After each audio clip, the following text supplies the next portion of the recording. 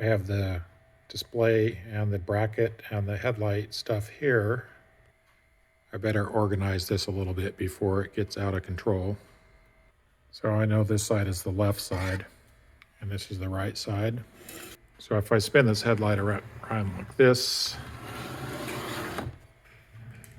that's how it'll go back together. I have the fake air scoop here. So I'm gonna go ahead and take that off just because it's in the way. I just have a 10 millimeter on an extension.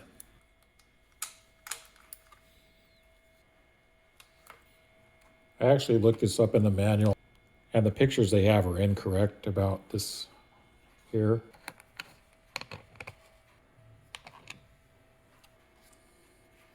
So I could just leave it dangling, but I think I'm gonna try to get it out of the way.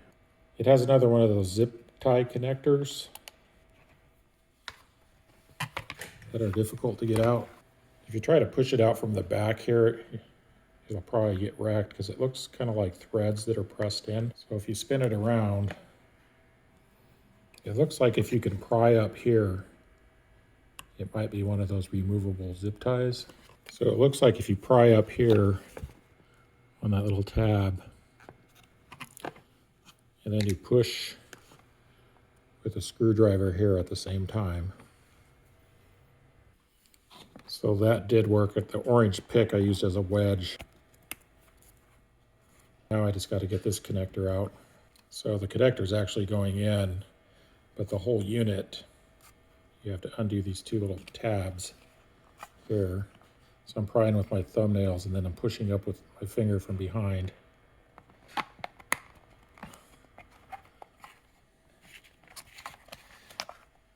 And then it slides off of this.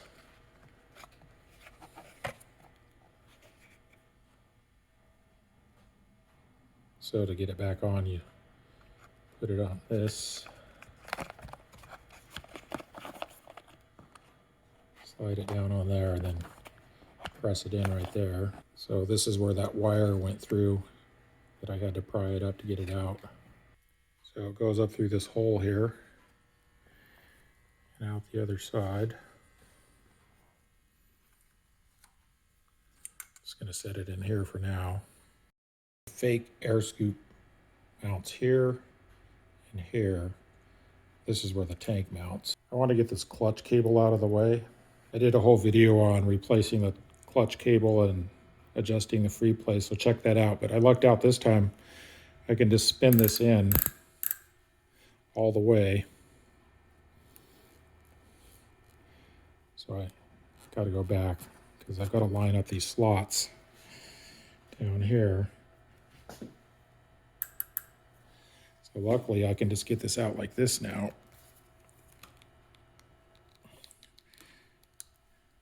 And then I think I'll unhook it down here.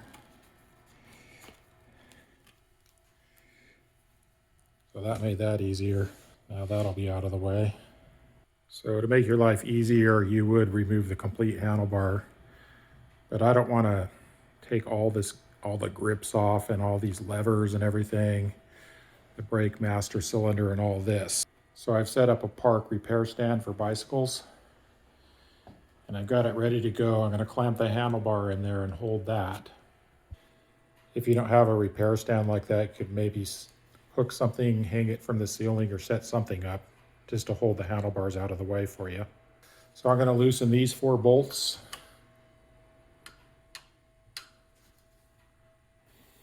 But I feel like they're pretty tight. Not too bad. I'll just do all those off camera. A 6 millimeter ratchet's going to be faster.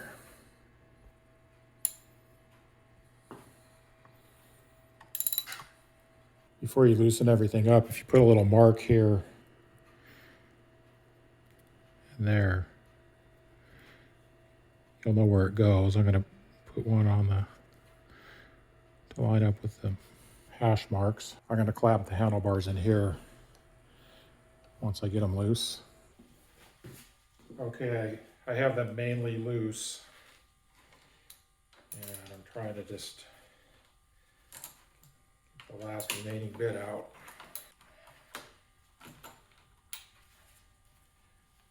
that. Get my tray over here so I can set these bolts on it.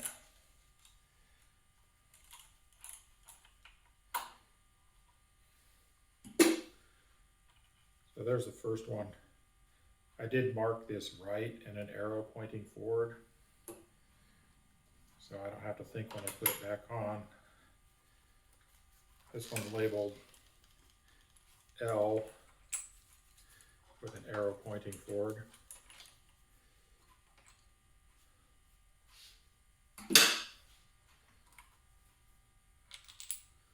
Now hopefully I can just put this over here and hold it. All my wires are kind of coming up to the front, and I can spin it like that. I might have to slide this a little, that grip in here.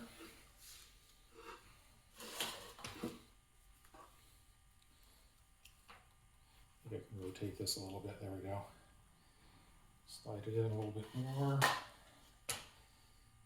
And tighten this a little on the back. Tighten this down. Hopefully that'll hold it for me. I'm doing it on the left grip because it doesn't spin like the throttle would. Now I just want to raise it up a little bit.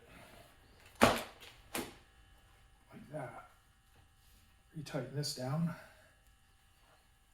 So like I said, I labeled this one right with an arrow pointing to the front. So now you can see the handlebars are being held there, and it's gotten it up off of where it was mounted in here. Now I can actually turn this, and the handlebars are just staying. I don't have to disconnect all these wires, hopefully. Now I'll just remove this. All the wires are connected to this front triple tree. So once I take this off, I'll be able to pull this up and maybe hang it on the handlebars or something. I just got to get this off and out of the way so I can drop this. So this is where this will pull out to get to the bearings. I'm going to take a 27mm socket and put it onto here. There we go. All right. So I have it loose now. Nothing's going to fall out because there's more nuts under here. I do have a zip tie ready to go. It's always good to kind of look underneath when you take it off to make sure there's nothing weird that falls off on you. So just a basic. It's got a nice smooth surface here, threaded inside.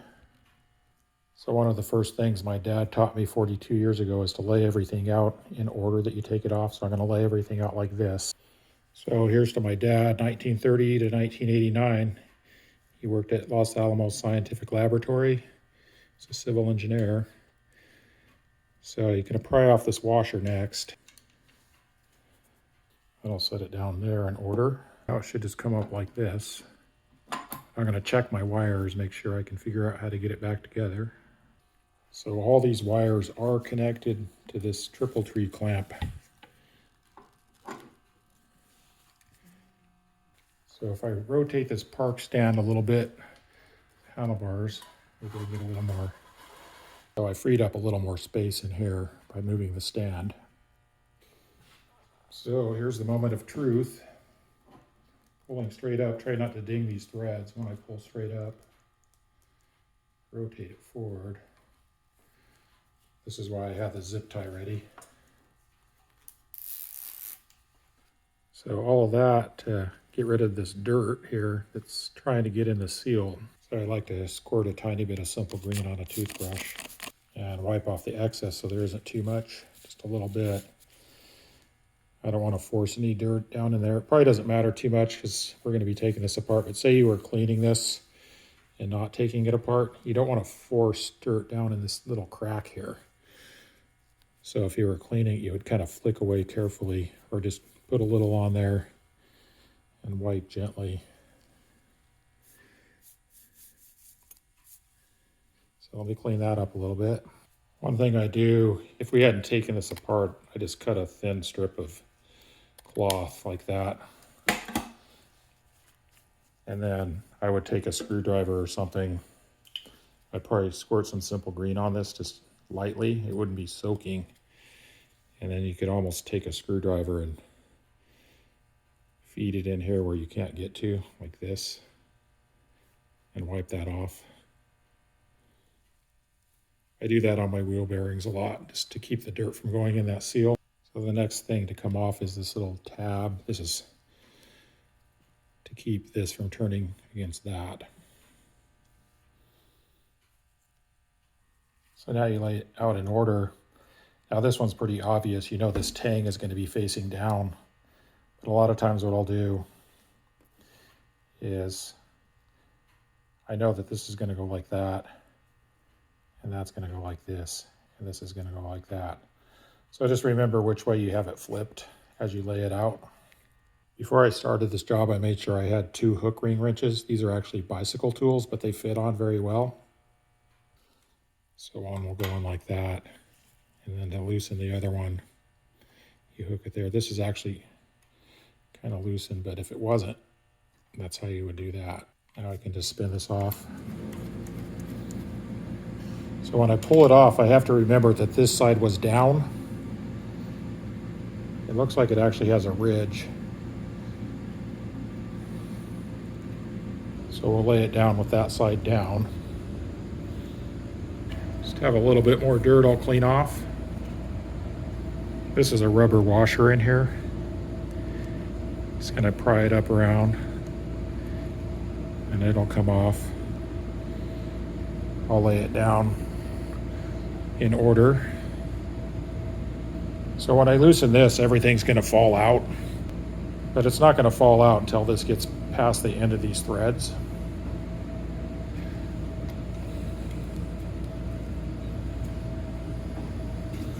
So we took off this nut and the washer and remove this tang piece, the one lock ring, the rubber washer, the other lock ring, and then there's a seal, and underneath that is the bearing cone, the bearing, and the cup. And I've done this on bicycles many times. Down on the bottom there's another seal, a cone, a bearing, and a cup. So when this falls out, actually I'm going to let this fall out, all of this stuff will be captured on top of here, and then I'll just lay this out in order so I know how to put it back together. So I'm going to move this over here for safekeeping. In case I bump this tray, I don't want this to get all messed up. I hate it when I'm out of coffee. So I'll just lay this out in case it gets bumped. When I take the rest of the stuff, it's going to be really greasy and gross. So I know this is going to be all greasy, so I'm not going to use this nice rag. I've got one that's already kind of gross.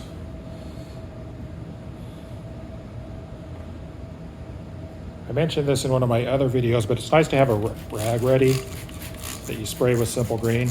That way you can wipe the grease off your hands. It also makes this rag easier to clean. So I have this ready to go now. That way I won't get grease all over everything. So I'm gonna have to hold up here when I undo this nut up here because everything's gonna fall out. But before it falls out, I'm gonna lay everything in order when I take it off here. I'm just gonna hold it up hard. So this is where it's good to lay everything out in order. So I know that side was down. And the next thing is this seal. I'll put that down. Here's the cone. Put it in the way it goes. These don't even look that bad. I was suspecting it wouldn't be too bad, but I figured I was doing all this other work, I might as well do this. So since I have my rags ready, it's nice, but sometimes I'll just use a paper towel when your fingers are really gross, just so you don't ruin your good rags. And then this one with a simple green, you can wipe everything off real quick. So this is actually what you want to see when you do a service. Is this isn't all full of dirt and wreck. Now I don't have to buy new parts. There is a bunch of grease here. Clean off this grease. Wipe it on the crummy rag. It's actually pretty clean. That's a good sign. So now this will just slide up. That's the bearing surface right there. You got to remember which way it goes on. The brown side is up. I'm going to set it like that. So the next is this seal. I'll set it down next to there with the way it goes on. Now it's just a matter of cleaning all this up, cleaning that up and putting fresh grease on there and reassembling it and then adjusting.